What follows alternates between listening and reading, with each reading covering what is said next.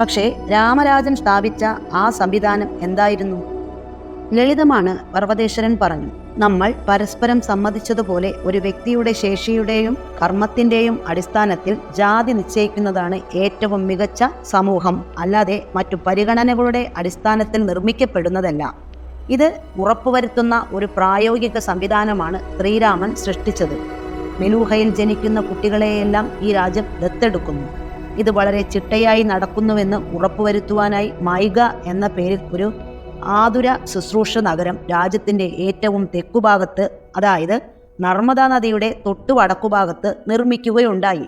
എല്ലാ ഗർഭിണികളും അവിടുത്തെ പ്രസവശാലയിൽ ചെന്ന് പ്രസവിക്കണമായിരുന്നു. ഗർഭിണികൾക്കല്ലാതെ മറ്റാർക്കും അവിടെ പ്രവേശനവുമില്ലായിരുന്നു.